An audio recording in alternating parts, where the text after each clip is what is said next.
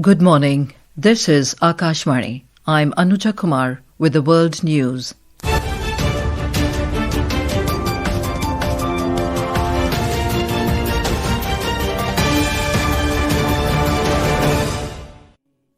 The headlines.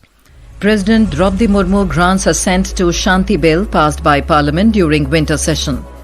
US envoy holds talks with Ukrainian and European representatives in Florida to end war between Russia and Ukraine. France to build new aircraft carrier with a capacity of 30 fighter jets and 2,000 sailors. Fire destroys Afghan capital Kabul's historic Monday market. And in women's cricket, India beat Sri Lanka by 8 wickets in opening T20 international of 5-match series in Visakhapatnam. And now the news in detail.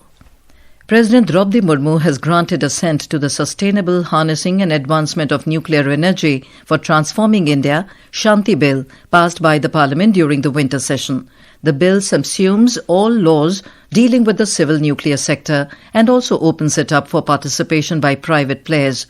The Shanti Bill repealed the Atomic Energy Act of 1962 and the Civil Liability for Nuclear Damage Act 2010, which had proved to be an impediment in the growth of the civil nuclear sector in India.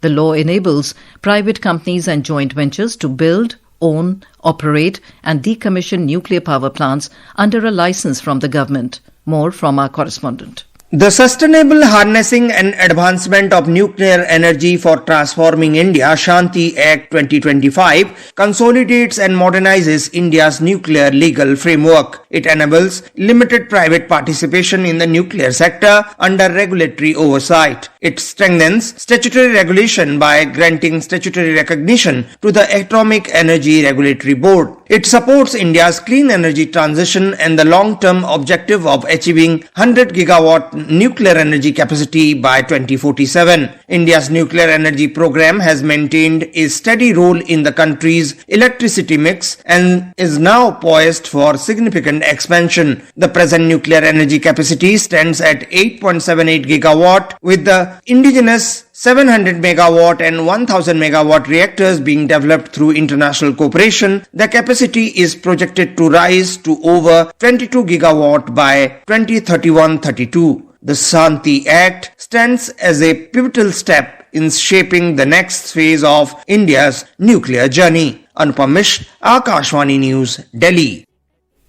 A White House envoy has said he held productive and constructive talks in Florida with Ukrainian and European representatives to end the nearly 4-year war between Russia and Ukraine. In a social media post, Steve Witkoff said the talks aimed at aligning on a shared strategic approach between Ukraine, the United States and Europe. The talks are part of the Trump administration's months-long push for peace. Trump has unleashed an extensive diplomatic push to end the war, but his efforts have run into sharply conflicting demands by Moscow and Kyiv. Putin has recently signaled he's digging in on his maximalist demands on Ukraine as Moscow's troops inch forward on the battlefield despite huge losses. Bangladesh police say they have no specific information to suggest that Faisal Karim Masood, the prime suspect in the killing of Inqilab Mancha spokesperson Sharif Osman bin Hadi, has left the country. Addressing a press conference, Additional Inspector General of Police Khandekar Rafiqul Islam said law enforcement and intelligence agencies are actively trying to trace Faisal's whereabouts. He said no concrete evidence has emerged linking any political party to the murder. More from our correspondent. A leading human rights organization in Bangladesh has expressed grave concern over recent incidents of mob violence across the country. Iron or Salis Kendra or ASK had condemned the lynching of garment worker Dipu Chandra Das in Maimansingh and the death of a 7-year-old girl in an arson attack in Lakshmipur, warning of a worsening law and order situation and a growing culture of impunity. Dipu Chandra Das, a member of the Hindu community, was beaten to death in Bhaluk Upzila on December 18 over allegation of blasphemy. His body was later tied to a tree and set on fire. However, the Rapid Action Battalion says no direct evidence has been found to support claims that he made any derogatory religious remarks. ASK has called for impartial investigations into the incidents. Naval Sangh Parmar, Akashvani News, Dhaka.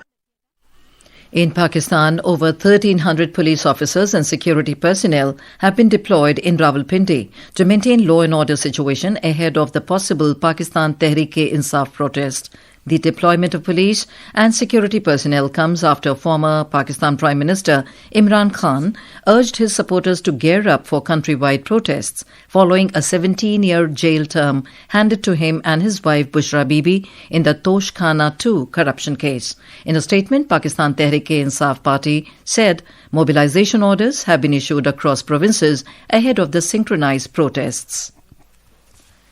This is Akashvani. You are listening to World News. We bring you the top international news and updates from around the globe. France will build a new aircraft carrier with a capacity of 30 fighter jets and 2,000 sailors, French President Emmanuel Macron has announced. The new vessel is planned to be ready in 2038, replacing the aging Charles de Gaulle aircraft carrier, which came into service in 2001. It will have a displacement of about 78,000 tons and a length of 310 meters compared to 42,000 tons and 261 meters for the Charles de Gaulle. The new carrier would still be smaller than the USS Gerald Ford aircraft carrier, the largest warship in the world, which has a displacement of more than 1 lakh tons and measures 334 meters. Like its predecessor, France's new aircraft carrier will be nuclear-powered and equipped with French Rafale M fighter jets. Macron said the project will benefit hundreds of suppliers, most of them small and medium-sized businesses. In Afghanistan, a large fire at Kabul's historic Monday market yesterday resulted in dozens of shops getting destroyed and caused an estimated $7 lakh in losses. As per Afghan news agency, the large fire swept through Kabul's Monday market early yesterday. The incident highlighted persistent safety risks in the Afghan capital's commercial areas. While no casualties were reported, the fire, however, left dozens of traders facing heavy financial losses. The traders have called on the authorities to provide emergency assistance, and the Interior Ministry said it would investigate the incident. The blaze broke out before dawn in a shoe market inside Mande, which is one of the capital city's oldest and busiest wholesale centers for imported goods like footwear, clothing, and household items. In Australia, the New South Wales Parliament recalled today for a special session to pass the strictest gun and protest laws in a generation following a devastating terrorist attack at Bondi Beach on 14th of December 2025. During that incident, a father and son inspired by the Islamic State opened fire on a Hanukkah festival, killing 15 people and injuring dozens more. In direct response to the massacre, the new legislation proposes capping firearm ownership at 4 guns per person with a limit of 10 for primary producers like farmers, while also shortening license renewals to every 2 years and banning high-capacity belt-fed magazines. In women's cricket, India defeated Sri Lanka by 8 wickets in the opening T20 International of the 5-match series in Visakhapatnam last night. India have taken a 1-0 lead in the 5-match series. Chasing the target of 122 set by Sri Lanka, India achieved it in 14.4 overs. For India, Jemima Rodrigues scored unbeaten 69 runs off 44 balls. She was adjudged player of the match. For Sri Lanka, Kavya Kavindi and Inoka Ranavira took a wicket each. Earlier, Indian women won the toss and opted to bowl. Batting first, Sri Lanka scored 121 for 6 in the stipulated 20 overs. Vishmi Gunaratne, who scored 39 runs, was the highest scorer for Sri Lanka. And for India, Kranti Gaur, Deepti Sharma and N. Sri Charani claimed a wicket each. And now, before we close, here are the highlights of the bulletin. President Draupadi Murmu grants assent to Shanti Bill passed by Parliament during winter session. US envoy holds talks with Ukrainian and European representatives in Florida to end war between Russia and Ukraine. France to build new aircraft carrier with a capacity of 30 fighter jets and 2,000 sailors. Fire destroys Afghan capital Kabul's historic Monday market. And in women's cricket, India beats Sri Lanka by 8 wickets in opening T20 International of 5-match series in Visakhapatnam. And that is the end of this news bulletin.